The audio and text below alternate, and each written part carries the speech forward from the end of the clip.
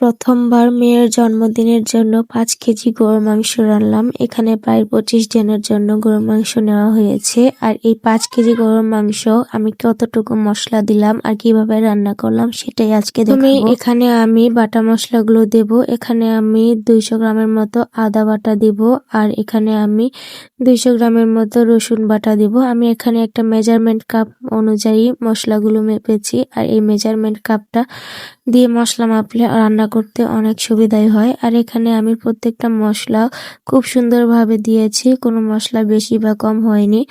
৫ কেজিতে ২০০ গ্রাম মশলা দিলেই এনাফ। আর এখানে আমি ২ কাপ মতো পেঁয়াজ বাটা দিয়েছি, আর এখানে চাইলে পেঁয়াজ বাটাটা একটু কমও দেওয়া যায়। আমি এর আগে কখনো এতগুলো মাংস রান্না করিনি। এখানে আমি ১০০ গ্রামের মতো মরিচ বাটা দিচ্ছি, আমার যাতে রান্না করতে কোনো প্রকার অসুবিধা না হয় সে কারণে আমি আগে থেকে এখানে মশলাগুলো সব রেডি করে রেখেছিলাম। এখানে আমি ১০ থেকে ১৫টার মতো তেজপাতা, ১০ থেকে ১৫টার মতো দারচিনি, আর এখানে আমি এখন জিরা ফাঁকি করে রেখেছিলাম। জিরা, তারপরে দারচিনি, এলাচ সবগুলো একসাথে করে একটা মশলা বানিয়ে রেখেছিলাম।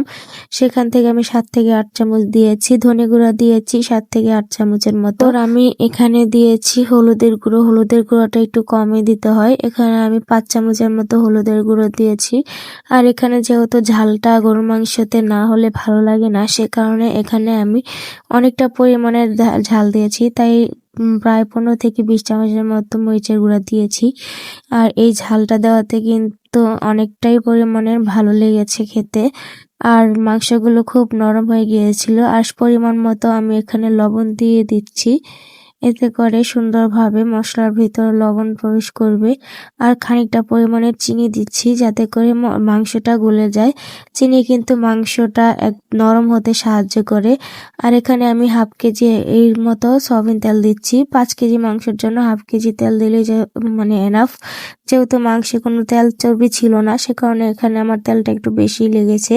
এরপর আমি হাতের সাহায্যে খুব ভালোভাবে আমি মাংসগুলো মশলার সাথে মাখিয়ে ম্যারিনেট করে এক সাইডে রেখে দিব। ততক্ষণে আমি আগেই দেখিয়েছি তোমাদেরকে যে আমি চুলায় পায়েস রান্না করেছি। আমার প্রায় ১ ঘন্টার মতো লেগেছে পায়েসটা আমার রান্না করতে, সবকিছু রেডি করে। তাই ১ ঘন্টার মতো আমার মাংসটা ম্যারিনেট হতে রেখেছিলাম এক জায়গায় মাখিয়ে দিয়ে। তো চাইলে কিন্তু এভাবে সরাসরিও চড়ানো রান্না করা যায়, কিন্তু আমি সরাসরি রান্না করিনি। আমি আগে মাখিয়ে ম্যারিনেট করে রেখেছি, তারপর আমি চুলায় দিয়ে দিয়েছি। এখন এই যে দেখো আমি চুলায় কিন্তু বসিয়ে দিয়েছি জলদি চুলা।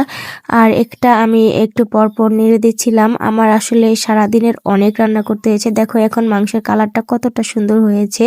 যেহেতু বুঝতেই পারছো অনুষ্ঠান বাড়ির রান্না, দেখেই বোঝা যায়। তো বন্ধুরা, তোমাদের কাছে কেমন লেগেছে আমার আজকের এই মাংস রান্নার রেসিপি অবশ্যই কমেন্টে জানাবে। সবাই ভালো থাকবে। আল্লাহ।